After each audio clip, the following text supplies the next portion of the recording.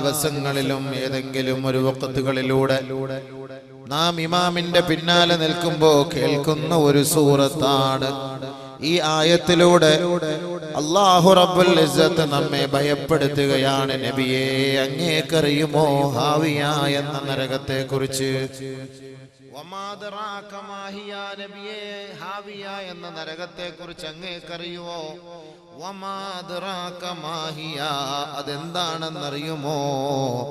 നാറുൻ ഹാമിയ, കൊടും ചൂടേറിയ നരകമത്രേ. ഭയങ്കരമായ ചൂടിന്റെ നരകമാണ് ഹാവിയ എന്ന നരകം. ഇന്ന് നമ്മുടെ ഈ ചൂട് തന്നെ നമുക്ക് സഹിക്കാൻ കഴിയുന്നില്ല. കോടിക്കണക്കിന് കിലോമീറ്ററുകൾക്കപ്പുറത്ത് നിന്ന് തീതുപ്പുന്ന സൂര്യന്റെ ചൂട് കൊണ്ട് ഈ ഭൂലോകത്ത് ജീവിക്കുന്ന എത്രയോ പേർക്ക് സൂര്യന്റെ ആഘാതമാണ് ഏൽക്കുന്നത്. പാടത്ത് പണിയെടുക്കുന്നവർക്ക്, യാത്ര ചെയ്യുന്നവർക്ക്, കുഞ്ഞു മക്കൾക്ക് പോലും സൂര്യന്റെ ആഘാതത്താൽ ഗുരുതരമായ പൊള്ളലേൽക്കുന്നുവെങ്കിൽ ഹബീബായ റസൂലുള്ളാഹി സ്വല്ലല്ലാഹു അലൈഹി വസല്ലമ തങ്ങൾ പറയുകയാണ്, ഈ ചൂട് എവിടെ നിന്നാണ് ഉത്ഭവിക്കുന്നതെന്നറിയുമോ? നബിയുനാ റസൂലുള്ളാഹി തങ്ങൾ പറയുകയാണ്, വലഖദിസ്തകതിന്നാർ, വലഖദിസ്തകതിന്നാർ. നരകം അല്ലാഹുവിനോട് ആവലാതിപ്പെടുകയാണ്. നരകം അല്ലാഹുവിനോട് ആവലാതിപ്പെടുകയാണ്. ഫഖാലത്ത്, ആ നരകം ചോദിക്കുകയാണ്, റബ്ബി, എന്റെ പടച്ച തമ്പുരാനെ, അകല ബഅളീ ബഅളാ, അകല ബഅളീ ബഅളാ.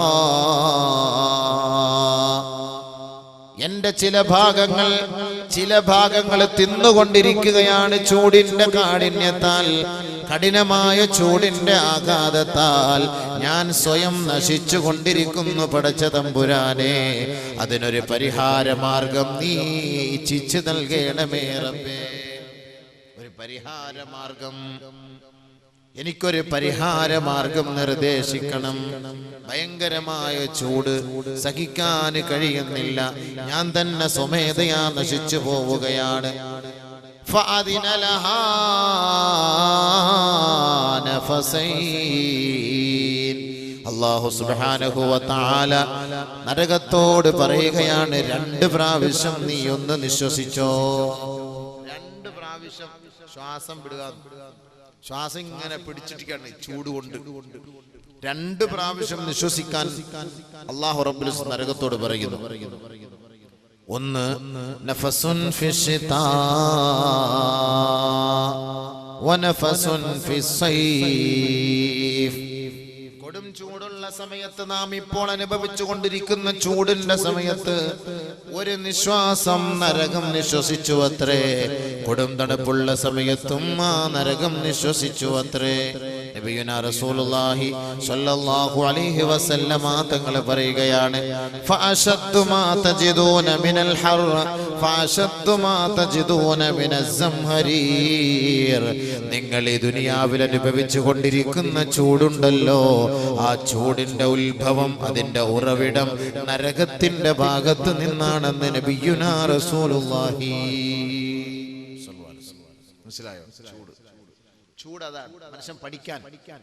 മനുഷ്യൻ പഠിക്കുന്നില്ല. ഇത്രയും ചൂടുണ്ടായിട്ടും മനുഷ്യൻ പഠിക്കുന്നില്ല. വെള്ളത്തിന് വേണ്ടി മനുഷ്യൻ കൊതിക്കുകയാണ്, മഴയ്ക്ക് വേണ്ടി യാചിക്കുകയാണ്. AC ഉണ്ടായിട്ട് എന്താ കാര്യം? ഫാൻ ഉണ്ടായിട്ട് എന്താ കാര്യം? കറണ്ട് വേണ്ടേ? കറണ്ട് ഉണ്ടാകണമെങ്കിൽ എന്താ ചെയ്യാ? ഇപ്പൊ ഗവൺമെന്റ് ഇപ്പൊ കുറ്റം പറയാൻ പറ്റും. അവരെന്താ അറിയാം? വെള്ളം വേണ്ടേ? വെള്ളത്തിന് ഇപ്പൊ എവിടെ പോവാ? മഴ വേണ്ടേ? ഇനിയിപ്പോ എന്താ ചെയ്യാ? ഇപ്പൊ മഴ വേണമെങ്കിൽ എന്ത് ചെയ്യണം? അല്ലാഹു ആകാശത്തിന്റെ ഉടമസ്ഥനായ പടച്ച തമ്പുരാനെ സ്വാധീനിക്കണം. അല്ലാഹുമായുള്ള ബന്ധം ഉണ്ടാക്കണം. അല്ലാഹുമായുള്ള ബന്ധം എങ്ങനെ ഉണ്ടാക്കണം? മനുഷ്യൻ ചെയ്യുന്ന പാവങ്ങളിൽ നിന്ന് അല്ലാഹുവിനോട് പശ്ചാത്തപിക്കണം.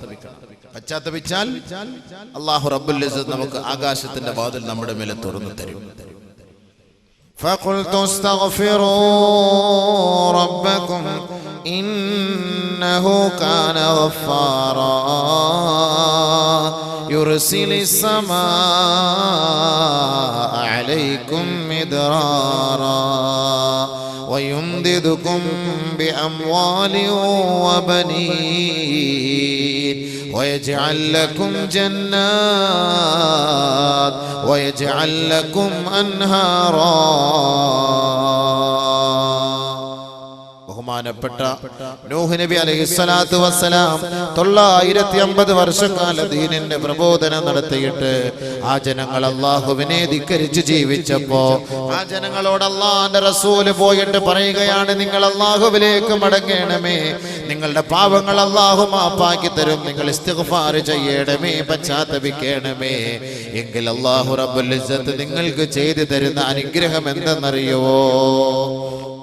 استغفروا ربكم إنه كان غفارا. നിങ്ങൾ അല്ലാഹുവിനോട് പശ്ചാത്തപിച്ച് മടങ്ങിക്കഴിഞ്ഞാൽ അവ നിങ്ങൾക്ക് മാപ്പ് ചെയ്തു തരും. മാത്രമല്ല യുർസിലിസ് സമാ അലൈക്കും മിദ്റാറാ.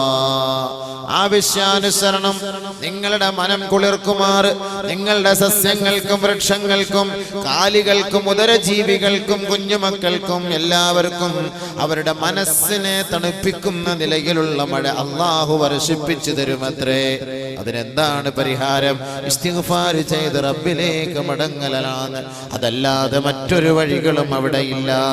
ഇസ്തിഗ്ഫാറിലൂടെ, പശ്ചാത്താപത്തിലൂടെ, പാപമോചനത്തിലൂടെ, പ്രായച്ചിത്തത്തിലൂടെ, കണ്ണുനീരോടെ റബ്ബിന്റെ കോടതിയിലേക്ക് നമ്മൾ നമ്മുടെ അപേക്ഷകൾ സമർപ്പിക്കുമ്പോ പടച്ച തമ്പുരാൻ ആകാശത്തിന്റെ വാതിൽ നമ്മുടെ മേലെ തുറന്നു തരും. അങ്ങനെ അള്ളാന്റെ കരുണ നമ്മുടെ നാട്ടിലേക്ക് പെയ്തിറങ്ങും. അതിന് നാം പശ്ചാത്തപിച്ചു മടങ്ങണം. അതല്ലാതെ മറ്റു മാർഗമൊന്നുമില്ല. അതല്ലാതെ നമുക്ക് രക്ഷപ്പെടാൻ വഴികളൊന്നുമില്ല. അതുകൊണ്ട് നരകം പോലും അല്ലാഹുവിനോട് ചോദിക്കുകയാണ്, പടച്ചവനെ ഈ ചൂട് സഹിക്കാൻ കഴിയുന്നില്ല നാഥനെ. അതാണ് ഹാവിയ എന്ന് പറയുന്ന കൊടും ചൂട്. ആ ഹാവിയ എന്ന് പറയുന്ന നരകത്തിന്റെ അടിമകൾ ആരെന്നറിയുമോ? ദുനിയാവിൽ അമാനത്തിൽ വീഴ്ച വരുത്തുന്നവരാണ്. ഇൻതലിഖൂ ബിഹി ഇലൽ ഹാവിയ. ഹാവിയ എന്ന നരകത്തിലേക്ക് അവരെ തള്ളിയിടണമേ. ഫയുംതലഖു ബിഹി ഇലൽ ഹാവിയ. അങ്ങനെ അവർ ഈ കൊടുംചൂടുള്ള ഹാവിയ എന്ന നരകത്തിലേക്ക് എറിയപ്പെടുകയാണ്. ബഹുമാനപ്പെട്ട ഇബ്നു മസ്ഊദ് റളിയല്ലാഹു തആല അൻഹു റിപ്പോർട്ട് ചെയ്യുന്ന ഹദീസ്, ബഹുമാനപ്പെട്ട നബിയുനാ റസൂലുള്ളാഹി സ്വല്ലല്ലാഹു അലൈഹി വസല്ലമ തങ്ങൾ ഇബ്നു മസ്ഊദിനെ വിളിച്ചിട്ട് പറയുകയാണ്, ഇബ്നു മസ്ഊദേ, ഇബ്നു മസ്ഊദേ, അമാ സമിഅതല്ലാഹ യഖൂൽ, അല്ലാഹു പറയുന്നത് നീ കേൾക്കുന്നില്ലയോ ഇബ്നു മസ്ഊദേ? നബിയുനാ റസൂലുള്ളാഹി തങ്ങൾ ഓതുകയാണ്, ഇന്നല്ലാഹ യഅമുറുകും അൻ തുഅദ്ദുൽ അമാനാതി ഇലാ അഹ്ലിഹാ. അല്ലാഹു റബ്ബുൽ ഇസ്സത്ത് പറയുന്നത് നീ കേൾക്കുന്നില്ലയോ ഇബ്നു മസ്ഊദേ? ഏ സ്വഹാബത്തെ, ലോക മുസ്ലിമേ, ലോക സഹോദര സഹോദരി, പരിശുദ്ധ ഖുർആൻ ഓതിക്കൊണ്ട് നബിയുനാ റസൂലുള്ളാഹി തങ്ങൾ ലോകത്തോട് അവതരിപ്പിക്കുകയാണ്. അല്ലാഹു റബ്ബുൽ ഇസ്സത്ത് നിങ്ങളോട് കൽപ്പിക്കുകയാണ്, അവൻ നിങ്ങളുടെ മേൽ ഏൽപ്പിച്ച ഉത്തരവാദിത്തങ്ങൾ അതിന്റെ അവകാശികൾക്ക് മടക്കി കൊടുക്കണമേ. അല്ലാഹു റബ്ബുൽ ഇസ്സത്ത് പറയുന്നു. ബഹുമാനപ്പെട്ട നബി തങ്ങൾ പറയുന്നു, അൽ വുളു അമാന, ഉളുവെടുക്കൽ അമാനത്താണ്. വസ്സലാത്തു അമാന, നമസ്കാരം അമാനത്താണ്. വൽ കൈലു അമാന, അളക്കൽ അമാനത്താണ്. വൽ വസ്നു അമാന, തൂക്കിയെടുക്കലും അമാനത്താണ്. അളക്കുക, തൂക്കുക, കൊടുക്കുക, വാങ്ങുക, നമസ്കരിക്കുക, വുളുവെടുക്കുക, ഇതെല്ലാം അമാനത്താണ്. അതിലൊക്കെ വീഴ്ച വന്നാലും നാളെ ആഖിറത്തിൽ അതിന്റെ പേരിൽ അള്ളാഹിന്റെ മൂലം നമ്മൾ ഒറ്റയ്ക്ക് മറുപടി പറയേണ്ടി വരും. ഇതിലൊന്നും വീഴ്ച വരാൻ പാടില്ല. അതിന് അല്ലാഹു സുബ്ഹാനഹു വ തആല വീഴ്ച വരുന്നുണ്ടോ ഇല്ലയോ എന്നറിയാൻ വേണ്ടി നമ്മളെയൊക്കെ അല്ലാഹു ശ്രദ്ധിക്കുന്നുണ്ട്. നാളെ നമ്മുടെ ഓരോ ന്യൂനതകളെയും രേഖപ്പെടുത്തുന്ന മലക്കുകൾ ആ ഫൈലുമായിട്ട് അള്ളാഹിന്റെ അടുക്കലേക്ക് കൊണ്ടുപോകും. വജാഅത് സക്റത്തുൽ മൗതി ബിൽ ഹഖ് ذلك ما كنت منه تحيد ونفخ في الصور ذلك يوم الوعيد وجاءت كل نفس معها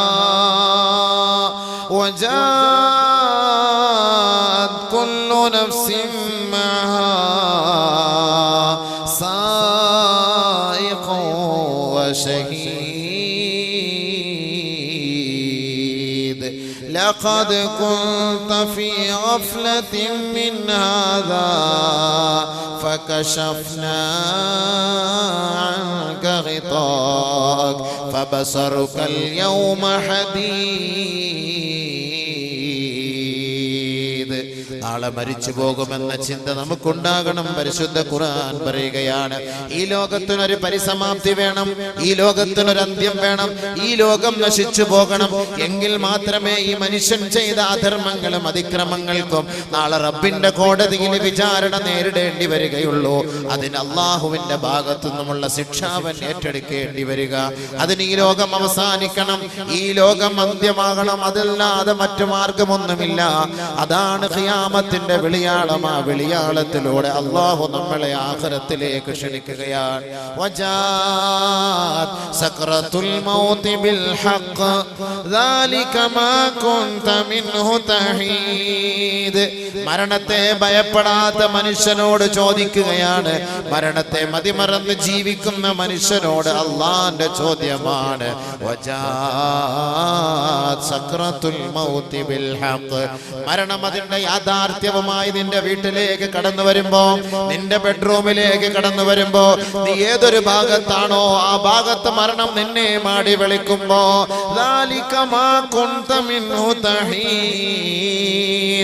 നീ മരിക്കുമെന്ന് നീ ചിന്തിച്ചിരുന്നവനെയല്ല.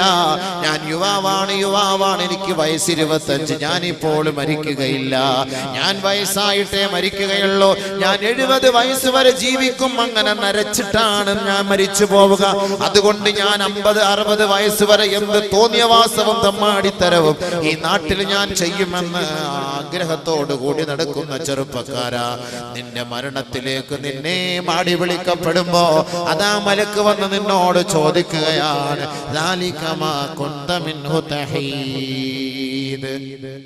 ഈ മരണം നീ ഉദ്ദേശിച്ചതായിരുന്നില്ലേ, ഇതിനെ നീ നിഷേധിച്ചതല്ലേ? ഇങ്ങനെ ഒരു മരണം സംഭവിക്കുമെന്ന് എനിക്കിപ്പോ ഒരു പ്രതീക്ഷയില്ലായിരുന്നു. ഞാൻ ചെറുപ്പക്കാരനല്ലേ, ഞാൻ ഇപ്പൊ മരിക്കൂലല്ലോ. എത്രയെത്ര ചെറുപ്പമാണ് ഈ റോഡിലൂടെ പിടഞ്ഞു മരിച്ചു വീഴുന്നത്. ഈ കാണുന്ന പുഴയിൽ എത്രയെത്ര ചെറുപ്പക്കാരാണ് മരിച്ചു വീഴുന്നത്. എത്രയെത്ര സഹോദരങ്ങൾ നമുക്കറിയാൻ കഴിയുമോ?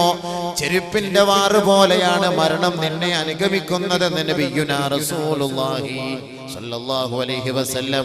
അതെപ്പോഴും ആകാം, എങ്ങനെയും ആകാം, എവിടെ വെച്ചുമാകാം. അതിനൊരു കാലമില്ല, അതിനൊരു സമയമില്ല, അതിനൊരു ആയുസ്സില്ല, അതിനൊരു വയസ്സില്ല. അത് ഏത് സമയത്തും എപ്പോഴും ആകാമെന്ന് പരിശുദ്ധ ഖുർആനിലൂടെയും നബിതങ്ങളുടെ തിരുവചനങ്ങളിലൂടെയും പറയുമ്പോ ആ മരണത്തോട് മല്ലടിച്ച് കിടക്കുന്ന മനുഷ്യന്റെ അരികിലേക്ക് മലക്കുകൾ വന്നിട്ട് ചോദിക്കുകയാണ്, ദാലിക മാ കുൻത മിൻഹു തഹീദ്. ഈ മരണത്തെ നീ നിഷേധിച്ചവനല്ലേ, അതാ എത്തിയിരിക്കുന്നു. وجاءت كل نفس معها سائق وشهيد. മരിച്ചു കഴിഞ്ഞാൽ അവനെ കൊണ്ടുപോകുന്നത് അല്ലാഹുവിന്റെ ദർബാറിലേക്കാണ്. അവന്റെ അവസ്ഥയെക്കുറിച്ച് അവന്റെ ഭാര്യ അറിയുന്നില്ല, അവന്റെ ഭർത്താവ് അറിയുന്നില്ല, അവന്റെ ഉപ്പ അറിയുന്നില്ല, ഉമ്മ അറിയുന്നില്ല, അവന്റെ നാട്ടുകാര്, കുടുംബക്കാര്, സുഹൃത്തുക്കള്, ഉറ്റവര്, ഉടയവര്, ബന്ധുക്കള്, അയൽവക്കക്കാര് ആരും അറിയുന്നില്ല. ഇവനെ കൊണ്ടുപോകുന്നത് മറ്റൊരു സ്ഥലത്തേക്കാണ്. ആ സ്ഥലത്തേക്ക് ഇവനെ കൊണ്ടുപോകുമ്പോ ഇവൻ തനിച്ചല്ല പോകുന്നത്, ഇവനോടൊപ്പം 2 പേര് കൂടെയുണ്ടാകുമത്രേ. وجاءت كل نفس معها سائق وشهيد. ദുനിയാവിൽ വെച്ച് അഹങ്കാരം ചെയ്ത സഹോദര സഹോദരി, അതെല്ലാം എഴുതി രേഖപ്പെടുത്തിയ മലക്കുണ്ടല്ലോ, ആ മലക്കുകൾ ഫൈലുമായി നിന്നോടൊപ്പം ഉണ്ടാകും. നീ ചെയ്ത ഓരോ പ്രവർത്തനം, നാം ചെയ്ത ഓരോ പ്രവർത്തനത്തിന് മലക്ക് സാക്ഷ്യമാണ്, സാക്ഷ്യമാണ്, സാക്ഷ്യമാണ്. ആ സാക്ഷിയായ മലക്കും നമ്മോടൊപ്പം ഉണ്ടാകും. നമ്മെ നയിച്ചു കൊണ്ടുപോകാൻ ഒരു മലക്കും ഉണ്ടാകും. നമ്മുടെ ഓരോ പ്രവർത്തനങ്ങൾ രേഖപ്പെടുത്തപ്പെട്ട ഫയലുകൾ നമ്മുടെ കൈകളിൽ നിന്ന് ആ മലക്കുകൾ സൂക്ഷിച്ചു വാങ്ങിക്കൊണ്ട് അള്ളാന്റെ ദർബാറിലേക്ക് നമ്മെ കൊണ്ടുപോവുകയാണ്. ഓരോ ആത്മാവിനോടൊപ്പം ഉണ്ടാകും. അവനെ കൂട്ടിക്കൊണ്ടു പോകാൻ ഒരു മലക്ക്.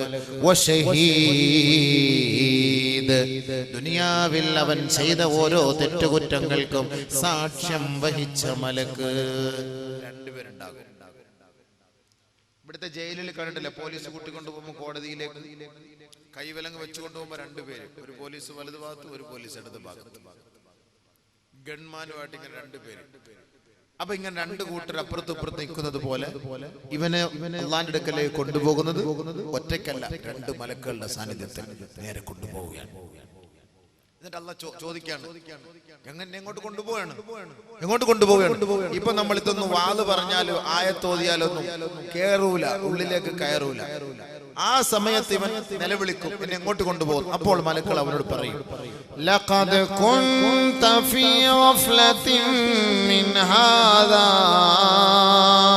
ലഖദ് കുൻത ഫീ ഗഫ്ലത്തിൻ മിൻ ഹാദാ ഫകശഫ്നാ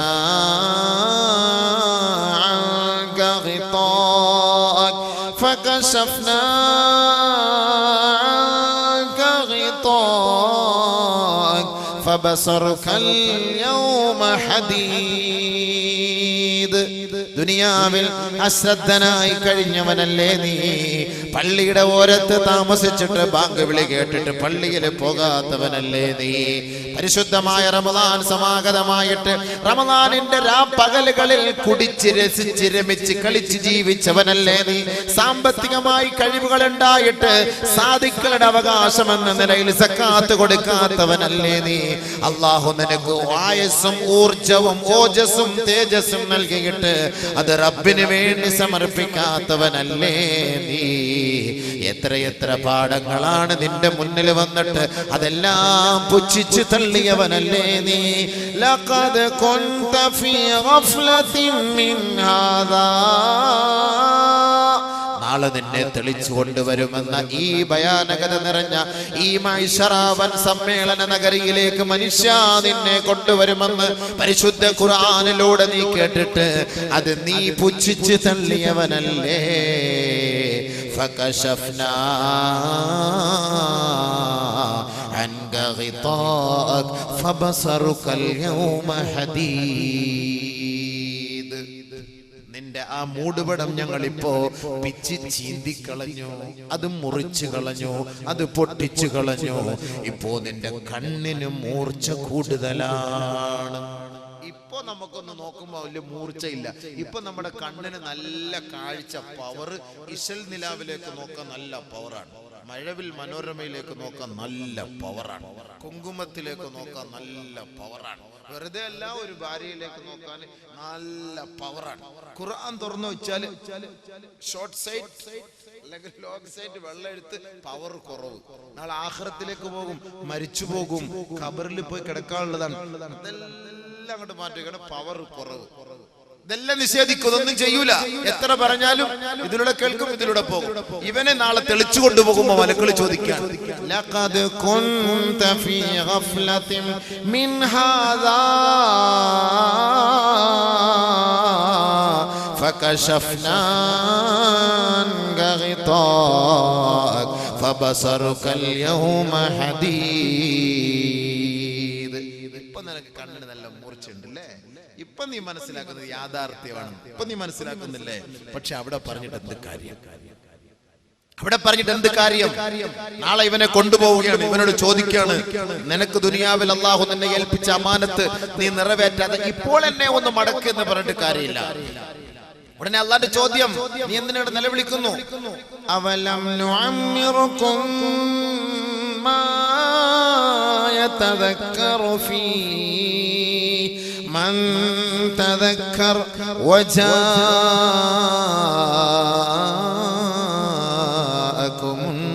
നദീർ. നിനക്കെത്ര വയസ്സ് തന്നു?